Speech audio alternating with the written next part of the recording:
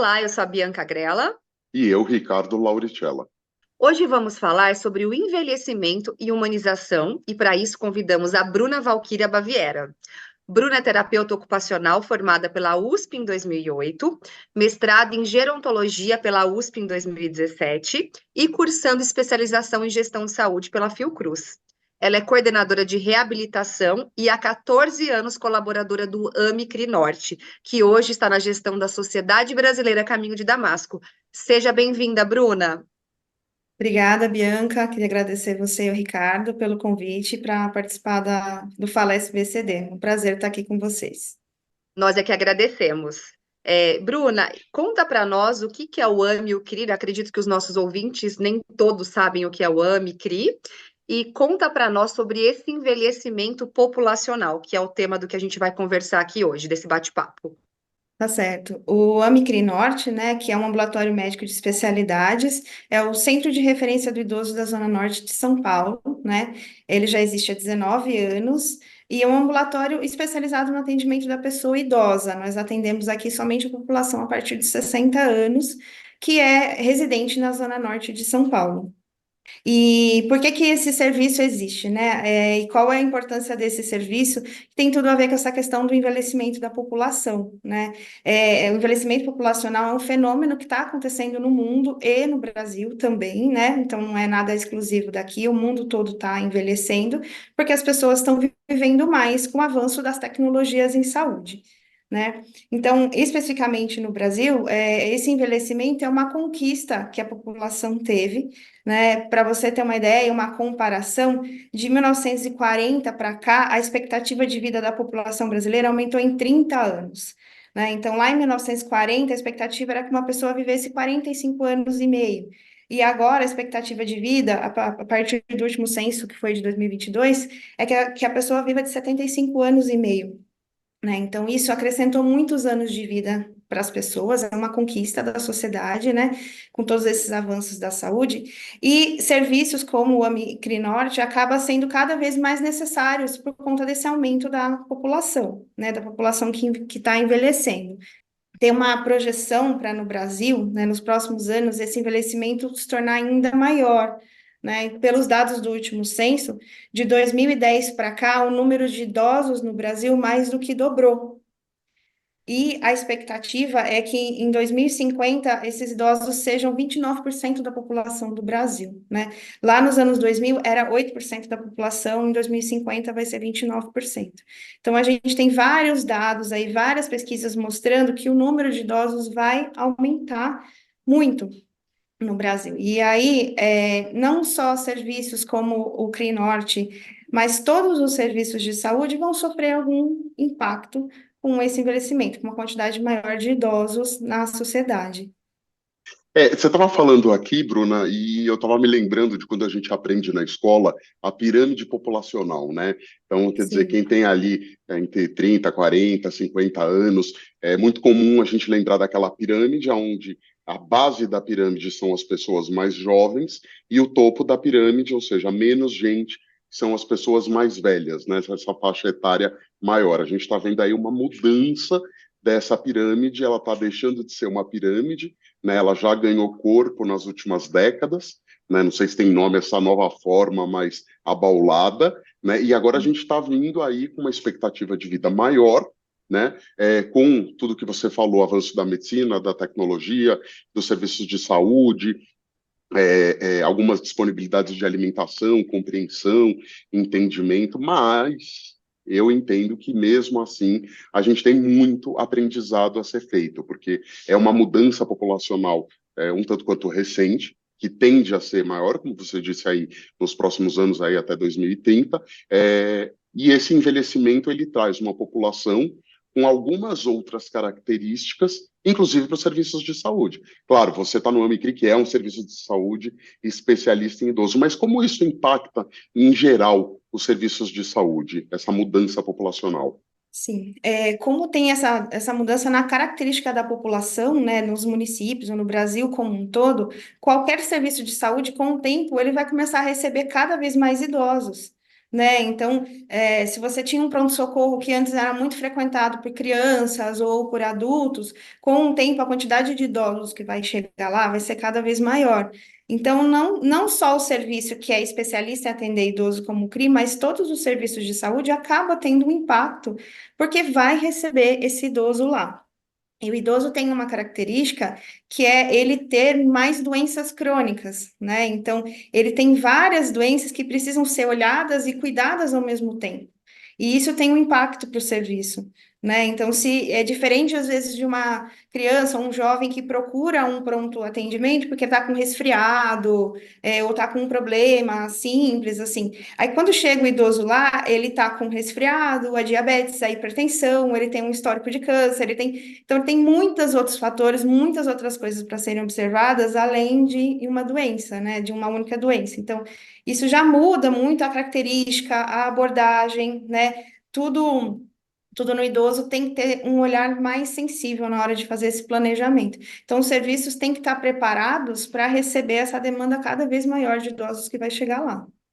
Eu vou aproveitar aqui tua fala para lembrar e até contextualizar um pouco sobre essa questão das condições crônicas, né? As doenças crônicas, as Uhum. condições crônicas não transmissíveis, que é um fator muito importante que diferencia essas populações diferentes. Então, entende-se que na medida em que nós envelhecemos, vão aparecer os adventos de diabetes, obesidade, doenças cardiovasculares, inclusive, que são principal motivo de mortes, não só no Brasil, mas no mundo, e que isso é uma condição que, com o passar dos anos, a gente vai ter, quanto mais tarde, melhor. Só que aí, Bruna, então, quando essa pessoa chega, ela está com uma gripe, está com um resfriado, mas ela é diabética. No que exatamente ela é diabética, não, né? Ela é portadora de diabetes, ela tem diabetes. Uhum. O que a gente entende nesse atendimento de diferente da criança, por exemplo, que você mencionou? É preciso ter um olhar, porque um olhar diferenciado, porque é importante para esse idoso que essas condições crônicas estejam estáveis, né? E o idoso tem essa característica de que quando uma questão se desestabiliza, ela pode influenciar em outras questões desse idoso e desestabilizar vários sistemas, né? Então, se uma gripe pode desencadear uma crise de dor, pode desencadear um descontrole do diabetes. Então, tem essa característica do idoso dos sistemas se influenciarem, né? Então, quem for atendê-lo precisa ter esse olhar para o todo, não o olhar reducionista para uma única coisa que ele apareceu lá ou se queixou lá. Tem que ter essa experiência, né? Ou esse olhar mais atento para ver como que outras questões podem estar influenciando nessas queixas, né? Então, outras doenças, outros sistemas, a própria parte emocional do idoso que também pode estar influenciando. Então, o profissional tem que ter esse olhar atento, né? Um olhar mais amplo para entender tudo que pode estar acontecendo ali com aquela pessoa idosa, ou entender também como que a conduta dele pode influenciar, né? Nessas questões que a pessoa idosa tem. Então, por exemplo, o idoso ele é mais suscetível a ter reações adversas com medicações, né? Então, dependendo da medicação que vai ser prescrita, eu posso gerar uma tontura pode aumentar um risco de queda, uma queda pode gerar uma fratura, né? Então, são coisas que o profissional tem que estar mais atento, tem que procurar se informar sobre essas características da pessoa idosa. E Bruna, sobre essas mudanças advindas aí do processo de envelhecimento, o que que você conta para nós? O envelhecimento ele é um processo que todo mundo vai passar, né? Então, tem mudanças no corpo que vão acontecer independente de você ter doenças ou não, né? Então, mudanças em todos os sistemas corporais, né? O envelhecimento vai trazer por exemplo, uma redução de massa muscular, vai trazer alterações na pele, vai trazer alterações no sistema digestivo, vai trazer alterações cognitivas, alterações na agilidade, né, dos movimentos, as próprias alterações nos sistemas sensoriais, então uma diminuição da visão, uma diminuição da audição, né, que são coisas que são mais perceptíveis, assim, né, com o envelhecimento. Então, todas essas mudanças vão acontecer independente da pessoa ter doenças ou não, né? A gente chama esse processo de senilidade, né? A gente divide em dois tipos de envelhecimento, né? Desculpa, de senescência, tô confundindo aqui. Senescência é o envelhecimento as alterações normais que vão acontecer com todas as pessoas que estão envelhecendo.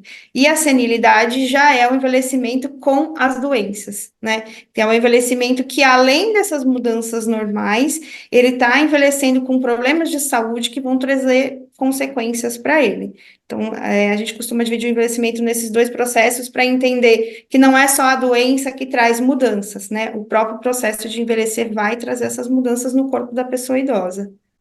Eu pude perceber em alguns eventos que eu estive presente aí no CRI, né, que eles, assim, são super felizes, alto astral, buscam essa qualidade de vida, fazendo atividades, todos os tipos de atividade, né? Sim, a gente tem uma característica de ter dois perfis de idosos aqui, né? Esse perfil de idoso bem ativo, participativo, que faz várias atividades, geralmente é o perfil de idoso que frequenta o centro de convivência, que são idosos que procuram esse espaço para se matricular em aulas de atividade física, aulas diversas, e participam de palestras, viagens, passeios. Então, é uma característica de uma população que está mais ativa, né? Esses idosos que frequentam o centro de convivência. Agora, os idosos que são encaminhados para nós, através das unidades básicas de saúde da Zona Norte, para fazer algum tratamento aqui, eles já têm uma característica de ter mais problemas, mais dificuldades, mais problemas de saúde, de serem mais dependentes, de precisarem de uma reabilitação, né? Então, aqui dentro, a gente acaba tendo os dois perfis, né, de idosos que frequentam aqui. No centro de convivência tem um trabalho muito importante que é na prevenção, a promoção do envelhecimento ativo e os outros setores, né, o atendimento médico, os exames, o atendimento de reabilitação que nós temos aqui, tem esse foco em manter o idoso independente, autônomo, recuperar algumas questões da saúde dele, prevenir perdas. Então, acaba tendo esses dois tipos de população aqui. E lembrar também que o envelhecimento ele é bem diverso, então nem o idoso vai envelhecer da mesma forma que o outro, porque são muitas histórias de vidas diferentes, hábitos diferentes, questões genéticas de saúde muito diferentes. Então, nesses tipos de tratamento, intervenção, nunca vai ter uma receita de bolo que vai funcionar para todos os idosos, né? Sempre tem que ter esse olhar que o idoso ele é muito, cada um vai ser diferente, cada um vai ter uma questão, cada um vai envelhecer de uma forma. Seria tão bom se tivesse, né, uma receita. Facilitaria, né? Mas a vida não é assim, né? Não é, As histórias são muito diferentes, os gostos, sim. as necessidades, né? E a gente tem que ter esse olhar para o atendimento. Bruna, vamos chegar no ponto alto aqui da nossa conversa, pelo menos para mim. Para mim, o ponto alto é etarismo, ageísmo, né? O que são essas palavras? O que que a gente está fazendo de errado? Ou melhor, não Uhum. necessariamente a gente está fazendo de errado, mas que a gente precisa melhorar porque a gente está aprendendo nessa nossa jornada. Sim, são termos que a gente não conhece muito, né? Tem termos que a gente conhece mais, né? Que seriam racismo, né? Homofobia, né? São termos que já são mais conhecidos. E agora a gente tem que pensar no ageísmo, né? Que vem do inglês aging, né? De envelhecer, e o etarismo que tem a ver com a idade, com a faixa etária, que seria o preconceito ou estereótipos em relação à pessoa idosa, né? Você ter uma ideia de que, idoso é todo mundo teimoso, todos os idosos são teimosos, idoso é assim mesmo, né? Idoso já está no fim da vida e não tem mais nada o que fazer. Esses são exemplos de fala que a gente ouve, né? E que muitas vezes está muito internalizada nas pessoas, né? Eu gosto muito de usar, por exemplo, o exemplo da Rainha Elizabeth, que foi alvo de muitos memes na internet sobre a idade dela, né? Então, várias coisas tirando sarro, né, dela ser tão idosa, mas a gente não olha por esse lado de que ela envelhecer é uma conquista, né? Então, se ela chegou nessa idade, é uma conquista que ela teve, né? Então, infelizmente, a gente ouve, tem piadas nas redes sociais ou no nosso dia a dia mesmo. É bem comum os idosos, às vezes, falar que eles são xingados no ônibus porque demoram para subir ou para descer, ou porque pedem para sentar no assento prioritário, né? Então, são todas questões que acabam acontecendo no dia a dia com a pessoa idosa. Também tem uma questão em relação ao mercado de trabalho, na contratação de profissionais idosos, e tem, inclusive, empresas e instituições que estão começando a se especializar nesse tipo de contratação, né, estimular outras empresas a contratar pessoa idosa, porque é uma mão de obra que pode estar ativa aí ainda, contribuindo, mas como o envelhecimento no Brasil aconteceu de uma maneira muito rápida, não deu tempo ainda, né, da população mudar essa cultura em relação ao envelhecimento. É por isso que essa conversa é tão importante, né? É por isso que essa conversa é tão importante, porque a gente está, não digo ensinando, mas esclarecendo, né, coisas que poderiam não fazer sentido antes. Tem uma delas que para mim foi bem curiosa, foi no papel de gerente de comunicação e produzindo placas de sinalização, as placas de sinalização que representam as pessoas 60 a mais, né? A gente tinha uma, uma visualização, e eu acho que, Bruno, eu acho que isso era um etarismo, né, na nossa parte, de fazer aquele ícone, aquele pictograma, aquela imagem da pessoa mais velha como uma figura humana com uma bengala curvada, né? Então, tudo aquilo que estigmatizava demais. E hoje a gente está repensando isso e fala, nossa, mas qual é o problema? Não, você está estigmatizando. Nem todo idoso usa bengala, nem todo idoso anda curvado. Isso é uma coisa que é diferente. Então, aí passou-se a usar a placa com uma pessoa e escrito 60 a mais. Significa a Sim. mesma coisa, né? Esse é o tipo de exemplo de coisas que a gente vê por aí no teu dia a dia? Sim, sim, essa foi uma grande conquista, né? Porque traz uma imagem mais positiva da pessoa idosa, né?